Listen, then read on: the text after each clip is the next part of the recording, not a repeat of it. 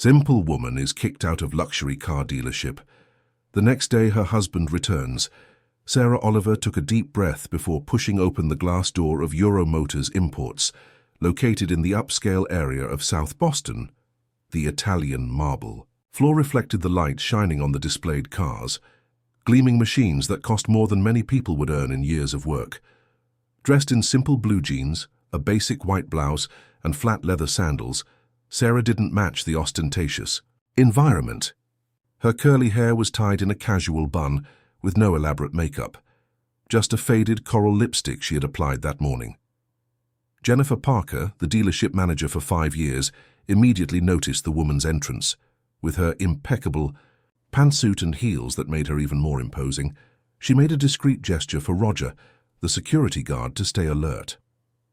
Euromotors' usual clientele arrived in luxury cars, dressed in designer clothes and expensive accessories.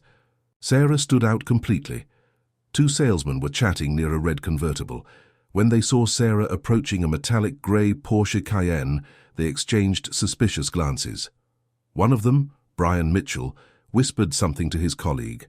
That resulted in suppressed laughter. Sarah noticed the looks but wasn't intimidated. She ran her hand gently over the car's bodywork, observing the details with genuine interest. She knew automobiles better than anyone there could imagine. Her father had been a mechanic all his life, and she had grown up around engines and parts, learning every detail about all types of cars. "May I help you with something?" Jennifer's voice had an artificial tone of politeness, mixed with an evident dose of condescension. "Yes, I'm interested in this model. I'd like to learn more about the specifications and take a test drive, if possible," Sarah replied calmly. Jennifer raised a perfectly outlined eyebrow. "This is a Porsche Cayenne Turbo GT. It costs approximately $180,000. "I'm aware of the price," Sarah responded. "I see. And you're looking for a car for—" Jennifer left the question hanging in the air while examining Sarah from head to toe. "For my sister, it's a special gift." Brian, who was now approaching, couldn't hold back a laugh. "Quite a gift, isn't it?" He looked at Jennifer as if to say, "Let's get this over with." Jennifer smiled coldly. "Gentlemen, ma'am, we work with a very specific clientele. Perhaps we can recommend other dealerships that offer more accessible vehicles." "I don't understand." "I'm saying I want to buy this car," insisted Sarah, her voice still calm but with a firmer tone. "Ma'am, let's be realistic." Jennifer crossed her arms. "This car costs over $180,000. We have a strict security policy. We don't conduct test drives without prior verification of compatible financial capacity. It's a matter of protocol." Sarah took a business card from her purse and handed it to the manager. "My name is Sarah Oliver. I'm the founder of New Horizons Institute." Jennifer looked at the card with indifference. "Never heard of it. Is it some small NGO?" "It's a network of inclusive schools present in 7 states. We currently serve more than 15,000 students," Sarah replied, without changing her serene voice. "Now, about the car." "Ma'am, with all due respect, we have no way of knowing if that's true," Jennifer interrupted. "Anyone can have business cards printed. Our protocol is clear. No financial verification, no test drive, especially when it comes to vehicles in this category." Brian intervened with false kindness. "We have more basic pre-owned models that might better fit your profile." Sarah took a deep breath, controlling her growing frustration. On the other side of the store, a man adjusting a professional camera stopped what he was doing. He was Mark Sutton, a documentary filmmaker who had been hired to produce promotional videos for the dealership's new digital catalog. He observed the scene with interest. "I'm not interested in other models. My sister Julia has always dreamed of this specific car," insisted Sarah. "She just beat lymphoma after almost 2 years of treatment. This is a gift to celebrate her recovery." "A touching story," Jennifer replied with barely disguised sarcasm. "But unfortunately, it doesn't change our policies. If you can provide proof of income, bank statements, or pre-approval for high-value financing, we can proceed." Mark slowly approached, pretending to take pictures of the cars, but actually following the conversation closely. There was something familiar about Sarah's face that intrigued him. An elegant woman seated in the waiting area was also following the scene with growing interest. Deborah Adams was a journalist for Urban Mobility magazine and was waiting for a scheduled interview with the dealership's director. She was there for an article about the luxury car market in the United States, but what she was witnessing seemed much more relevant to her editorial line. "I think you're wasting your time here, and we're wasting ours," said Jennifer, discreetly signaling to Roger, the security guard. "We have scheduled customers arriving at any moment." Roger strategically positioned himself near Sarah. The message was clear. It was time to leave. Sarah looked around, sensing everyone's stares. She felt a mixture of indignation and sadness. Not for the treatment she was receiving. She was already accustomed to similar situations, but for the deeply rooted culture of appearances that this situation exposed. "I understand. Thank you for your time," said Sarah, heading toward the exit with dignity. When she passed by the documentary filmmaker, their eyes met. Mark's eyes widened in recognition. "Miss Oliver? Sarah Oliver?" he called, approaching. Sarah stopped and turned, trying to remember where she knew that face from. "It's me, Mark Sutton. I was your student at the First Institute location in East Boston almost 20 years ago." Sarah's face lit up. "Mark, of course, how did I not recognize you immediately? You've grown so much." Jennifer observed the scene with suspicion. Brian and the other salesman exchanged confused looks. "What are you doing here?" asked Sarah. "I'm a documentary filmmaker now. I'm producing promotional material for the dealership," explained Mark, raising his camera. Then he lowered his voice. "Miss Oliver, I saw what happened. It's not fair how they treated you." "Just everyday prejudices, Mark. Nothing we haven't discussed in our citizenship classes," Sarah replied with an understanding smile. "That everyday prejudice is exactly the kind of thing we document," muttered Mark, a gleam appearing in his eyes. "Would you mind if I used some of the images I captured for a personal project?" Before Sarah could respond, Deborah approached, extending her hand. "Excuse my intrusion. I'm Deborah Adams, journalist from Urban Mobility magazine. I couldn't help but notice what happened and would very much like to talk with you, Miss Oliver." Jennifer, now visibly uncomfortable, approached the group. "Mr. Sutton, I remind you that the contract we signed prohibits the use of dealership images for unauthorized purposes." "Of course, Ms. Parker. I'm aware of the contractual clauses," replied Mark, ostentatiously turning off his camera, but knowing he had already captured enough. "Ms. Oliver, if you'd like to reconsider our conversation in a more appropriate environment, I can schedule a formal meeting in my office," said Jennifer, trying to remedy the situation that seemed to be slipping out of her control. Sarah smiled serenely. "That won't be necessary, thank you. I've perfectly understood the house policy." She turned to Deborah and Mark. "As for you, I'd be happy to talk, but not here. Can we meet at the bookstore cafe on the corner in 15 minutes? Dear listener, if you're enjoying the story, please take a moment to leave a like and especially subscribe to the channel. It really helps those of us who are just starting out. Now, continuing. While Sarah was leaving the dealership, a man in a car parked across the street was watching closely. Richard Valentine was one of the main investors in the automotive sector in the United States and was there for a confidential meeting about the possible acquisition of the Euro Motors chain. Witnessing that scene made him reconsider his plans. At the bookstore cafe, Sarah briefly told her story to Mark and Deborah. The New Horizons Institute had started as a small school in East Boston, a neighborhood in the North End focusing on inclusive education for children with disabilities. Today, it was a national reference, with locations spread across 7 states. "My husband and I have always believed that education is the only tool truly capable of transforming society," explained Sarah. "All our work is based on the idea that inclusion is not charity, it's a right." "Your husband?" asked Deborah, taking notes in her notebook. "Paul Oliver." Mark almost choked on his coffee. "Paul Oliver, the writer?" Sarah smiled, accustomed to this reaction. "Yes, that's him." "My God, Sarah, Fragments of Memory is one of my favorite books. It won the National Book Award last year," exclaimed Mark, referring to her husband's most recent novel. "Paul would be happy to know," replied Sarah with simplicity. "He rarely appears in public. He prefers to observe the world from a distance to create his characters." "That explains why he never appears in photos at literary events," commented Deborah. "But tell me, Sarah, why were you interested in that specific car? $180,000 is a considerable amount, even for someone successful. As I mentioned at the store, my sister Julia went through lymphoma treatment for the past 2 years. These were very difficult times for the whole family. Before getting sick, she always talked about that car as a distant dream. Now that she's recovered and we have the means, Paul and I decided to make that dream come true.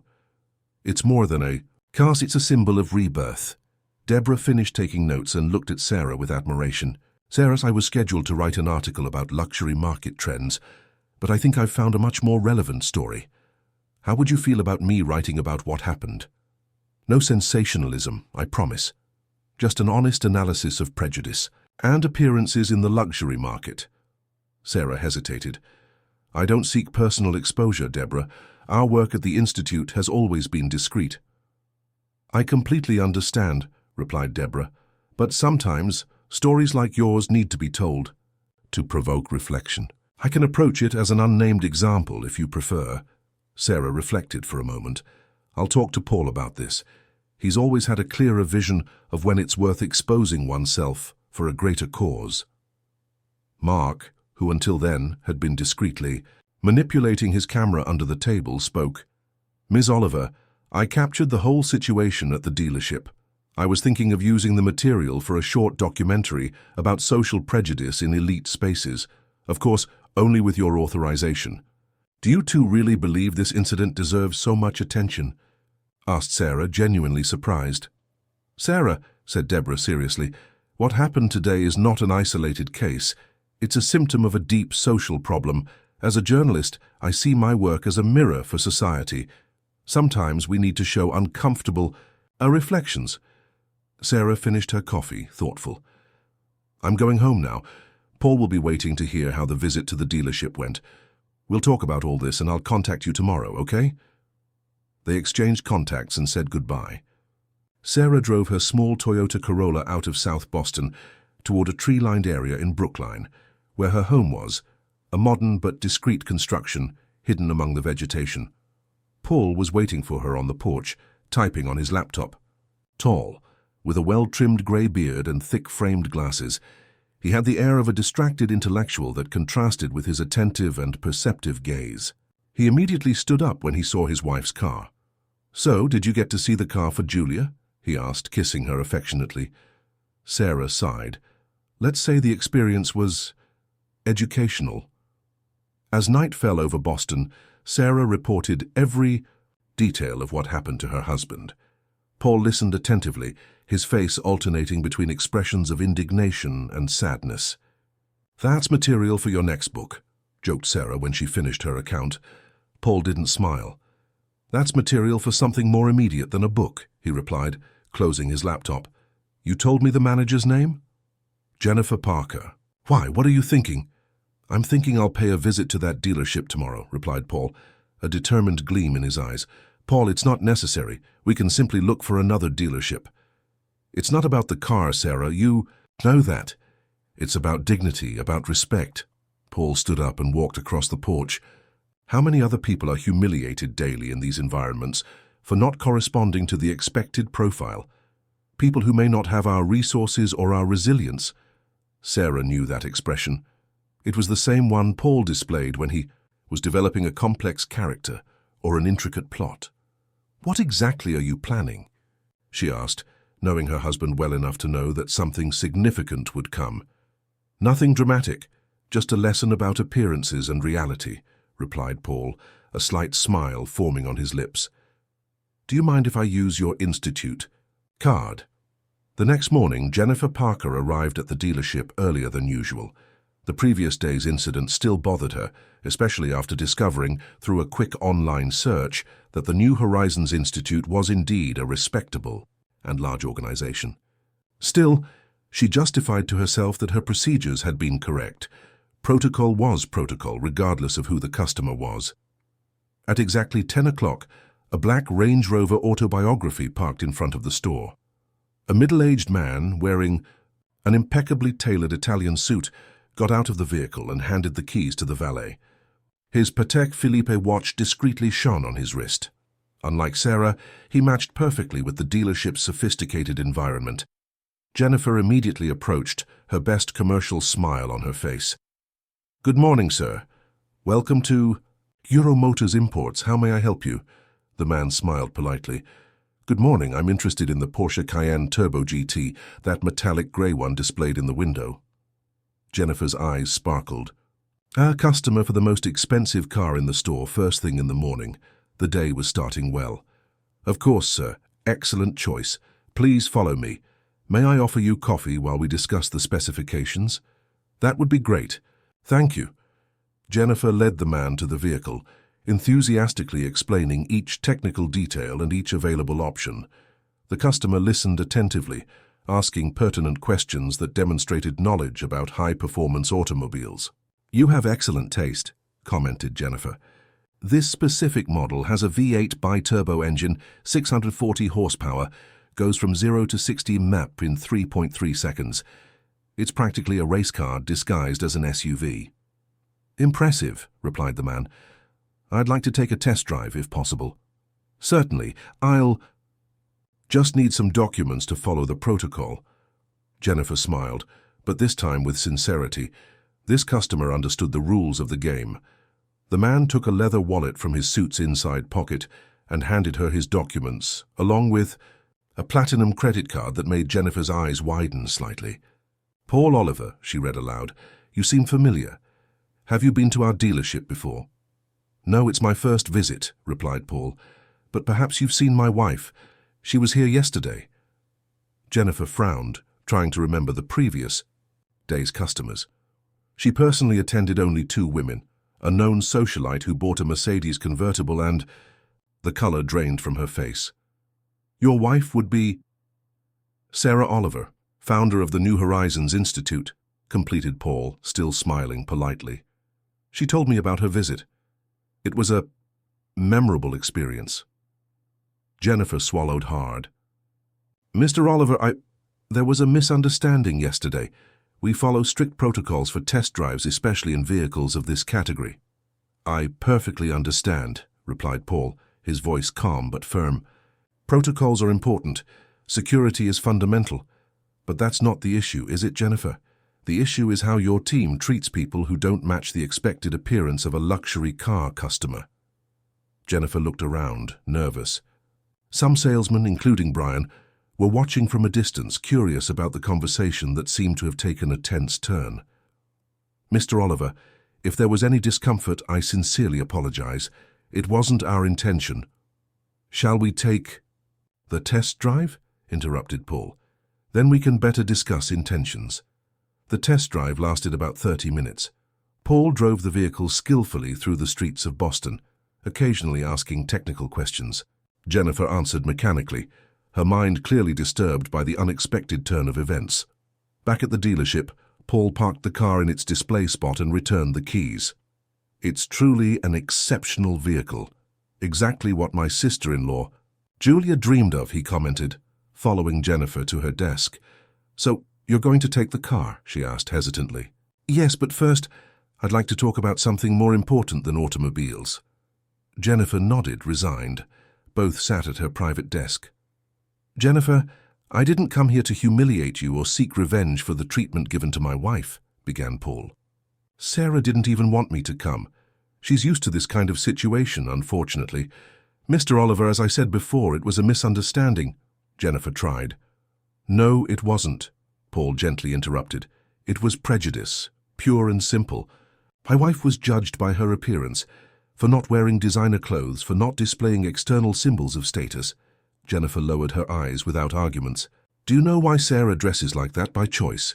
She grew up in a humble family in South Boston. Her father was a mechanic.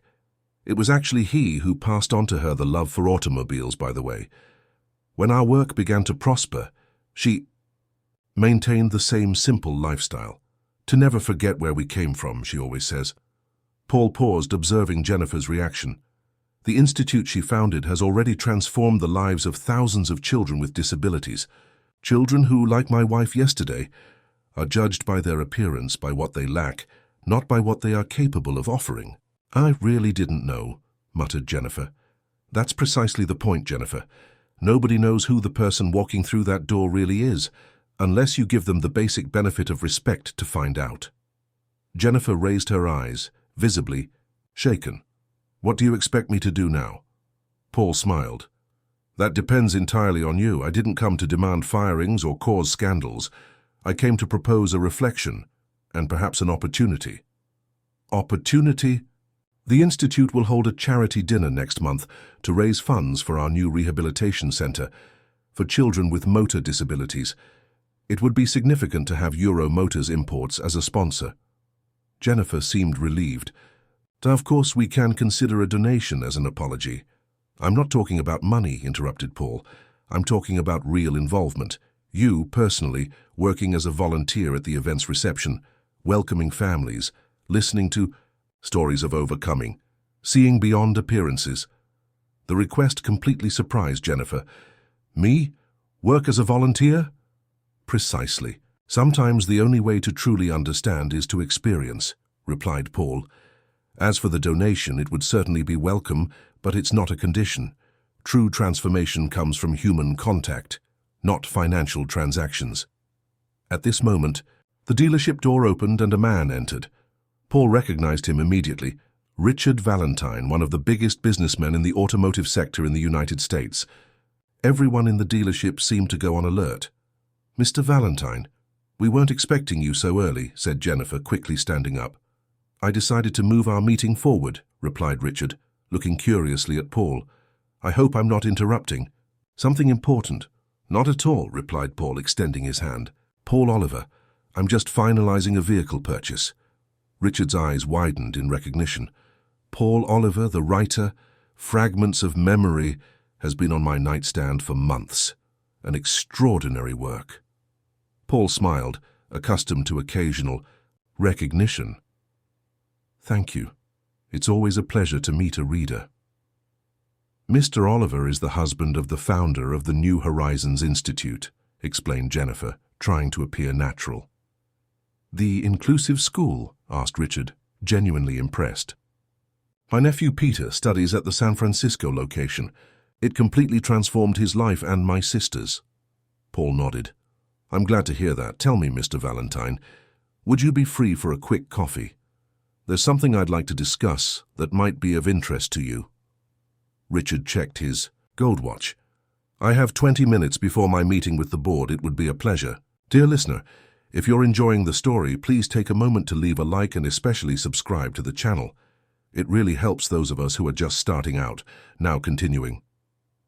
Jennifer watched the two men move toward the dealership's cafe, a sense of impending catastrophe taking hold of her. Richard Valentine was there to discuss the possible acquisition of the Euro Motors chain, and now he was having a private conversation with a man who had every reason to speak badly of the dealership. Across town, Sarah was finishing a video conference with coordinators from the various institute units when her phone rang. It was Deborah, the journalist. Sarah, I have news. My editor loved the idea for the article about prejudice in the luxury market. He wants to turn it into the cover story for the next issue. So quickly? Asked Sarah, surprised. Believe me, the timing is perfect. We're preparing a special edition on social inequality. Your experience fits perfectly into the narrative. We're building. Sarah hesitated. Deborah, I'm not sure if I want that exposure. Our work at the Institute has always focused on results, not publicity. I understand your concern, Sarah, but think about the people who might identify with your experience. Think about the positive impact this conversation can generate. It's not about exposing the dealership specifically, but using the case as a starting point for a broader discussion. Paul went there today, revealed Sarah, to buy the car and, well, in his way, address the situation. That's fascinating, exclaimed Deborah. You really are an extraordinary couple. Did he confront the manager? Knowing my husband, I'd say he preferred to instruct rather than confront. Paul has always believed that humiliation doesn't teach. It only perpetuates the cycle of disrespect. Sarah, that makes the story even more powerful. A contrast between two approaches, the initial discrimination and a response based on education and empathy. Sarah sighed. I need to talk to Paul before making any decision. Of course I understand, replied Deborah. But know that we're on a tight deadline. The edition will be closed in 3 days. After hanging up, Sarah received another call, this time from Mark, the documentary filmmaker. "Ms. Oliver, I need to tell you something incredible. A streaming platform has shown interest in the material I captured yesterday. They want to turn it into a short documentary about social prejudice." "Mark, that's unexpected," replied Sarah, increasingly surprised by the repercussions of the incident. "It's an incredible opportunity, Ms. Oliver. We can use the visibility to talk about the Institute, about social inclusion, about how prejudice based on appearances still permeates our society. Mark, I understand your enthusiasm, but I need to talk to Paul before authorizing any use of my image." "Of course, Ms. Oliver. No rush. But, well, they want an answer in 48 hours. After ending the second call, Sarah became thoughtful. What had begun as a simple, unpleasant incident was quickly transforming into something much larger. It wasn't exactly the kind of attention she and Paul typically sought for themselves or for the Institute. Her phone rang again. It was Paul. "Hi, love, how did it go at the dealership?" "Let's say it was constructive," replied Paul, and Sarah could hear the smile in his voice. "And more interesting than I expected. I'm heading home now. I have a lot to tell you." An hour later, Paul arrived. They sat on the porch with 2 cups of tea while he recounted the morning's events. "The manager, Jennifer, was visibly embarrassed when I revealed who I was," Paul related, "but I didn't seek to humiliate her. I proposed something different." "The charity dinner," guessed Sarah. Paul smiled. "Exactly. I suggested she work as a volunteer at the reception, a potentially more valuable transformative experience than any financial donation."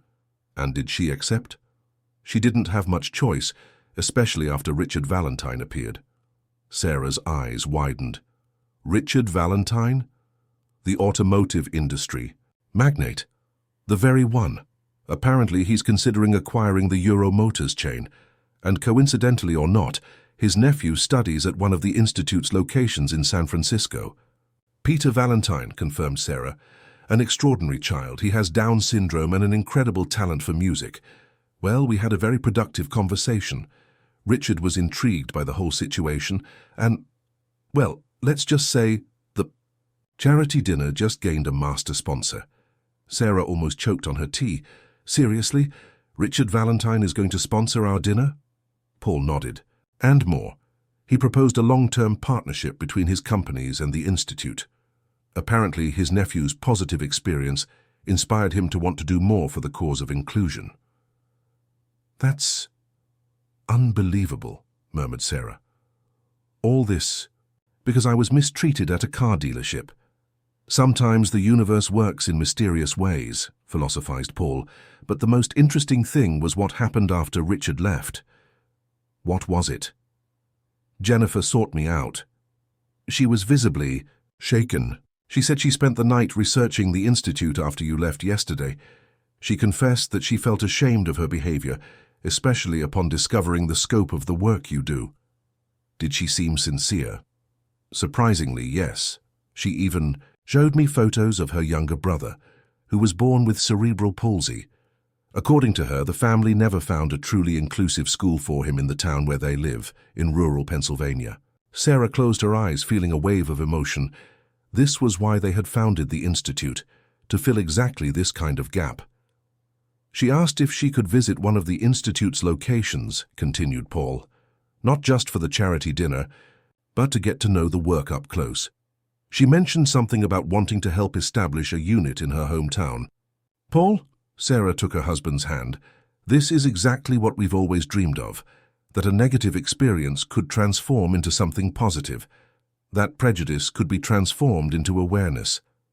"Yes," agreed Paul. "And speaking of transformation, do we have the Porsche for Julia, the car she always dreamed of?" Sarah smiled. "We do. It will be delivered next week, already with all the adaptations she needs to drive comfortably, considering the after-effects of her treatment." "Perfect." Paul hesitated, then added, "Oh, and there's one more thing. I received an interesting call on my way home." "Let me guess. Someone wants to make a movie about the dealership incident?" joked Sarah. Paul laughed. "Not exactly, but close. It was from the publisher. They want to turn this whole story into a book." "What? But it's such a common incident. That's precisely the point, Sarah. It's in everyday experiences that the deepest structures of our society are revealed. The publisher thinks the story has potential to become a bestseller, especially with the angle of positive transformation. Sarah shook her head, incredulous. And you, what do you think? I think it's an opportunity to expand the conversation about inclusion beyond the walls of the Institute. At this moment, Sarah's phone rang again. It was Julia, her sister. Julia, we were just talking about you, Sarah answered, putting it on speaker. Sis, I'm calling to say I just received a very strange call, said Julia, her voice excited. A journalist named Deborah Adams wants to interview me about my journey of overcoming and about a car I'm apparently going to receive. What is she talking about? What's this all about? Sarah and Paul exchanged surprised looks. It's a long story, Jules, replied Sarah, but I think you're going to enjoy hearing it. In the following weeks, a series of unexpected events unfolded. Deborah's article for Urban Mobility magazine was published with great repercussion, generating discussions on social media about prejudice in elite environments. The article, titled Beyond Appearances, A Lesson in Dignity in the Luxury Market, narrated Sarah's experience at the dealership and Paul's transformative approach. Mark completed his short documentary, Appearances, which was acquired by a streaming platform and quickly became one of the most watched content in its category. The film expanded the discussion to other similar cases, presenting testimonials from people who had experienced discrimination based on appearance.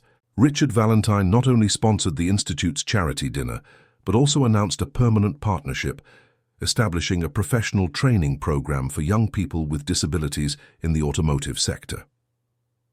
The initiative, named New Paths, provided paid internships in the group's companies and a selection process based exclusively on competencies. Jennifer Parker surprised everyone by resigning from the dealership to dedicate herself fully to the cause of inclusion. After working as a volunteer at the charity dinner and visiting various institute locations, she decided to use her management experience to help establish a new unit in her hometown in rural Pennsylvania, where her brother with cerebral palsy and other children with disabilities would finally have access to quality education. The charity dinner was an absolute success, raising double the expected amount for the new rehabilitation center. The event brought together influential business people, artists, educators, and most importantly, families served by the Institute, creating a space for genuine exchange and awareness. Julia received her adapted Porsche in a small family ceremony, moving everyone to tears as she drove for the first time after treatment. "It's not just a car," she said between tears. "It's a symbol that I can start over, that life goes on, stronger and fuller." Paul began working on his new book, inspired by recent events. The work, which he decided to call The Value of Things, explored the layers of meaning we attribute to objects, appearances, and status, and how these attributions shape our social interactions. Sarah, normally averse to public exposure, accepted some strategic invitations to speak about inclusion and accessibility in schools and universities. If our story can inspire broader reflection on respect and dignity, then it's worth sharing, she explained during a lecture. Brian, the salesman who had mocked Sarah at the dealership, approached the Institute to personally apologize. During the conversation, he revealed that he had a young daughter with autism spectrum disorder and was struggling to find an appropriate school. Sarah not only accepted his apologies, but also helped him find appropriate educational resources for the child. Dear listener, if you're enjoying the story, please take a moment to leave a like and especially subscribe to the channel. It really helps those of us who are just starting out. Now continuing. 6 months after the dealership incident, the New Horizons Institute inaugurated its new rehabilitation center, equipped with cutting-edge technology and a multidisciplinary team of professionals. The demand was so great that a second unit was already being planned.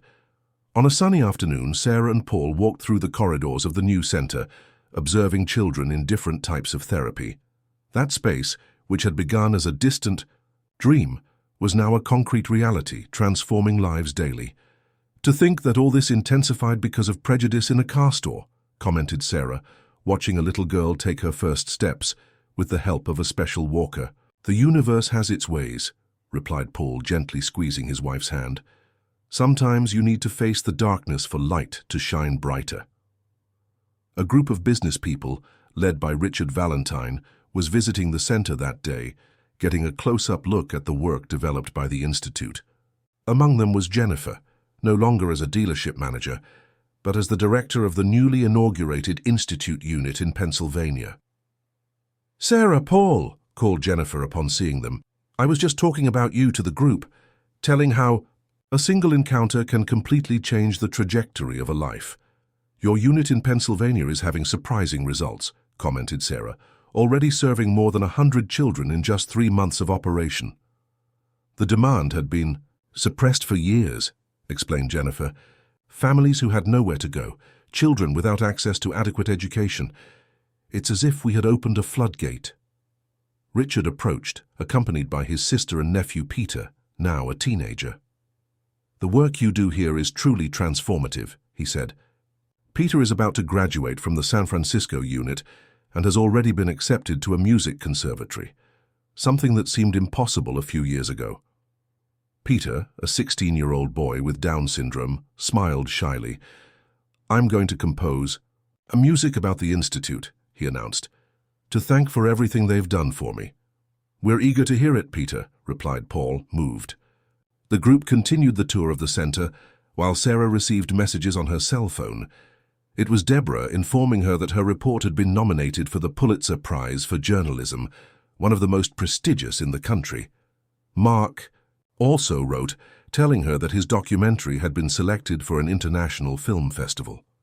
"It seems our story is reaching more people than we imagined," commented Sarah, showing the messages to Paul. "That's what happens when we transform adversity into opportunity," he replied. "We create waves that spread far beyond the initial point." At the end of the day, after all the visitors had departed, Sarah and Paul remained in the center's sensory garden, a space specially designed for children with different types of sensitivity. "You know what impresses me most about all this," reflected Sarah. "How a single moment can trigger so many transformations. One encounter, one word, one attitude. We never know the reach of our actions. That's why we should always act with integrity and respect," agreed Paul. "Each interaction is an opportunity to create a better world or perpetuate its flaws." Who would have thought that frustrating visit to the dealership would result in all this? Her new rehabilitation center, a unit in rural Pennsylvania, a professional training program, a book, a documentary, an award-winning report? Paul smiled. "And of course, Julia's Porsche." Sarah laughed. "Yes, and Julia's Porsche, which in the end was the initial objective of everything." "Initial objectives rarely capture the totality of what the journey can offer us," philosophized Paul. "It's in the unexpected curves of the path that we find the greatest revelations." That night, as they were driving home, Sarah received a message from Julia. It was a photo of her next to the Porsche in front of a commercial building. "What is she doing?" asked Paul, glancing quickly at his wife's phone while driving. Sarah enlarged the image to read the caption. "First day as accessibility coordinator at the company. And guess what? I arrived in my Porsche that symbolizes my victory over lymphoma. Thank you, sis and brother-in-law, for never stopping believing in me." "She got the job," exclaimed Sarah, emotional.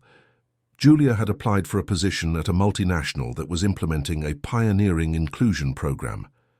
"Another life transformed," commented Paul, smiling.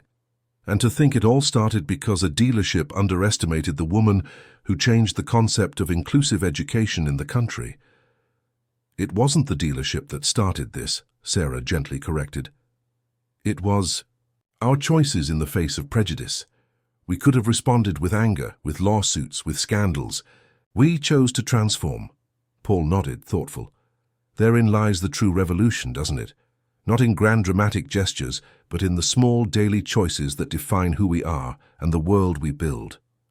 As the car advanced through the Boston's night, Sarah looked out the window, contemplating the city lights.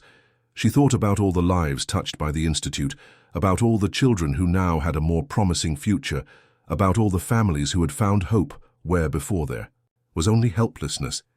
"You know, Paul," she said after a moment of silence, "I think I've discovered the true value of things." "And what would that be?" he asked, intrigued.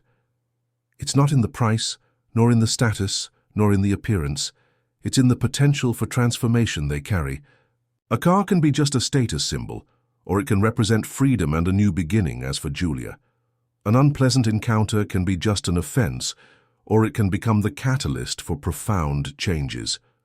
Paul smiled, recognizing in his wife's words the central theme of his new book. The value is in the meaning we choose to attribute. "Exactly," agreed Sarah.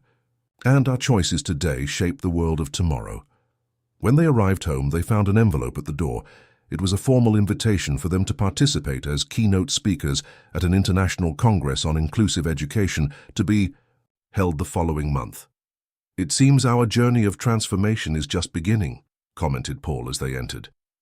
Sarah smiled, feeling a deep gratitude for all the developments from that apparently ordinary day when she decided to visit a luxury car dealership.